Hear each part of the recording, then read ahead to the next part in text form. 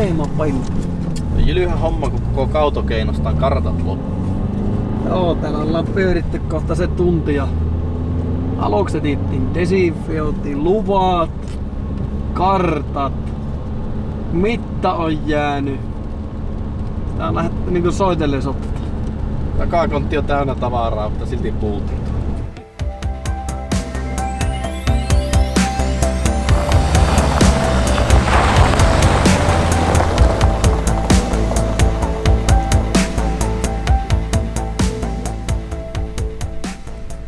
Hyvänäköinen kartta. Näytä.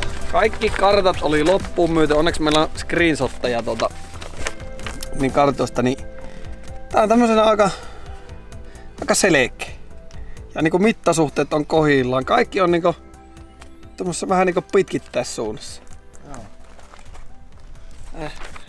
Niillä korteilla on pelattavaa, mitkä kätteen saa.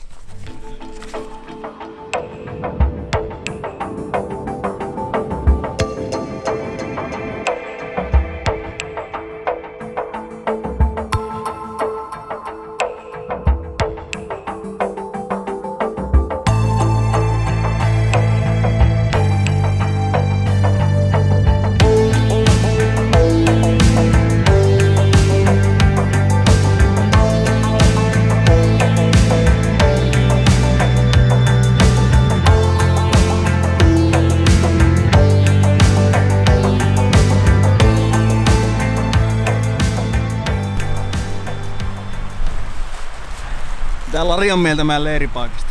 Aika hyvän näköinen. Täydellinen. Hyvän näköinen. Aivan mahtava. On kyllä komea maisa. Oh. Maisemat on kohdillaan. No nyt vähän tuulee, mutta tässä on hyvää tuulensuojaa. Ja on tää pikkujoki tässä aivan täydellinen. Tuolla alempana on isompi joki, jossa käydään sitten pääsääntöisesti kalastamassa tänä iltana. Ja nyt tässä heti kun leiri on saatu pystyyn, niin vähän pikkujokea testataan. Tehdään näin.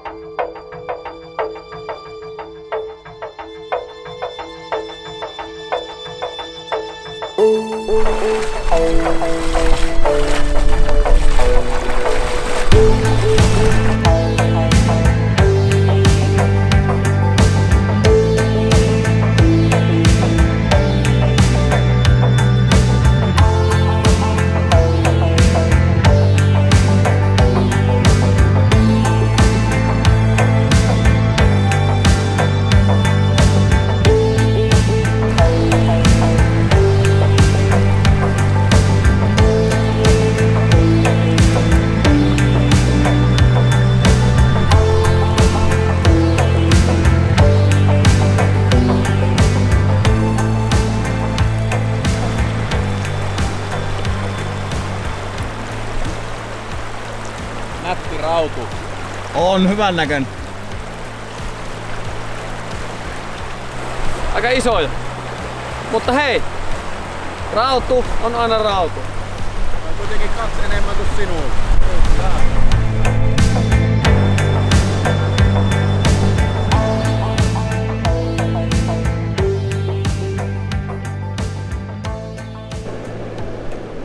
On meillä pakari ruokaa. Ei oo ikään ollut ite kannattaa katsoa näin paljon ruokaa. Solemmik. Syömähän tänne on tultu, ei kalasta. Syömähän tänne on tullut. Tää on hyvä tää perunasäkki. Ja mietit tuolla samankokoinen melkein porkkanasäkki ja sipulisäkki. Ei olla lähetty soitellen tuolta. Mitä se Lari sai? Monta rautua sen? 9 minä sain ylös. Eli 9. Meikäläinen saa 4, niin 13 rautua tuli eilen illalla, mutta ei mitään isoja. Ei niistä ehkä... Mitähän niistä... 3-4 olisi ollut semmosen... Metriä 2 väliin. Niin. Ja se kameralla näytti pienemmältä se Kamera valehtelee, kato. Laaja kulma. Joo niin se on. Kato pienentää vähän, kun me piettiin sitä, kato näin päin niitä kaloja, niin se kato Niin se on jo. leviää. Tuosta vedestä heijastuu semmonen tietty prisma vielä täällä tuntumassa, niin se pienentää sitä. Insinööri pitää olla, että tajuu mitä tarvitsee. Prisma pitää. Niin se. Taittuu.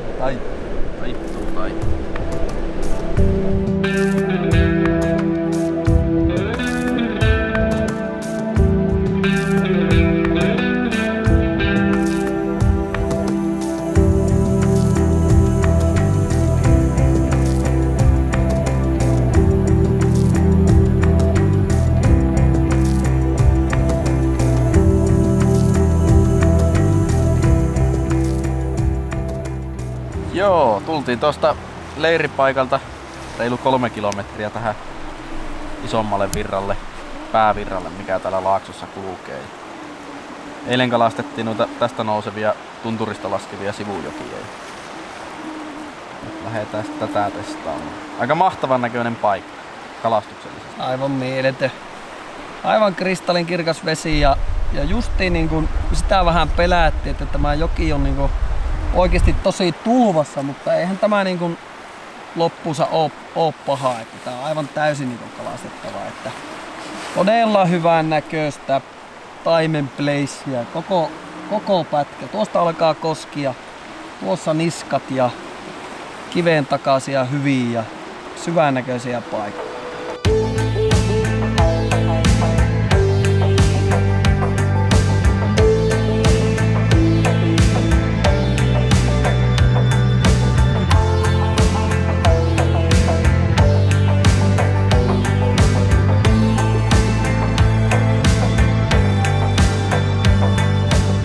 Ensimmäinen todennäköisesti Ane kiinni.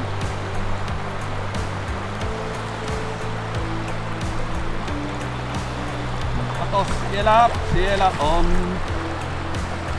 Nuskasa liitsis.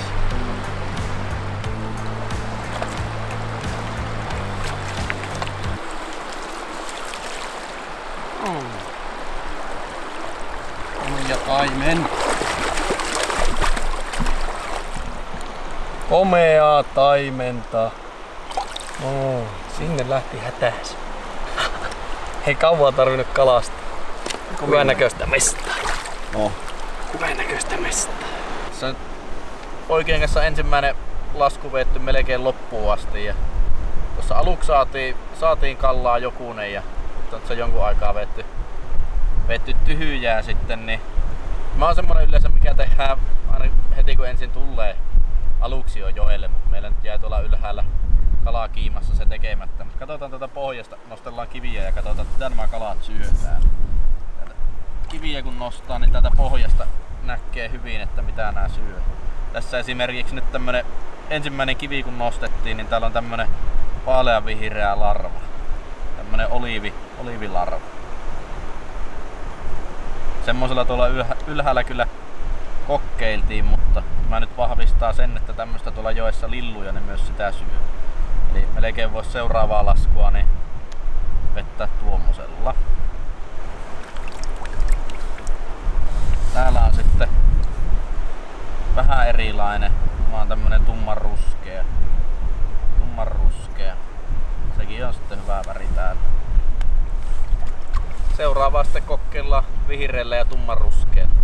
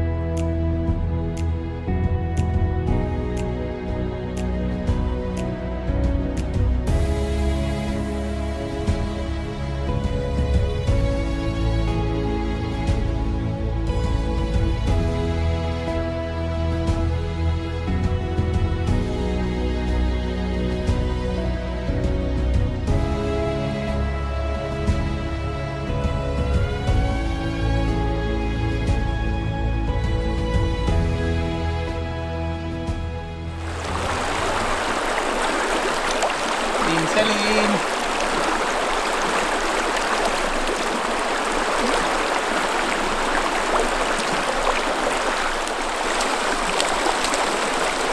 Mikä haavaus?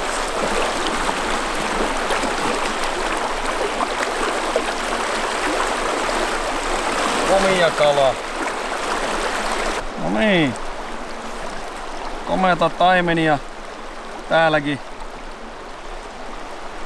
Tänään ja eilen ollaan kaikki kalat päästetty jatkamaan matkaa, mutta nyt saatiin tämmönen illan myöhäinen ruokakala ja tämä lähtee todennäköisesti savustuspönttö vai mitä Lari? Pönttö on tänne asti raahattu, niin eikä se isketä tuliin.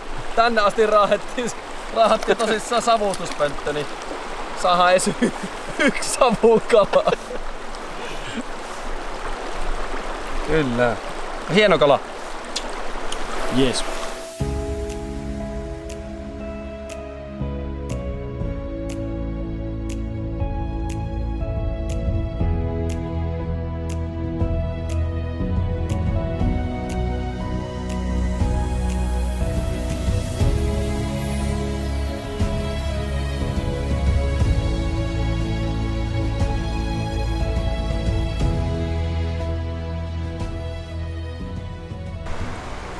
Ollaan tässä muutama päivä kalastettu ja yksi asia ollaan ainakin opittu, että stroftin siimoja ei enää kyllä käytetä tapsisiimoina. Että meillä on ollut kolme kertaa mennyt niin naru poikki tuo 0,20 strofti, pitäisi olla 4,2 kilon.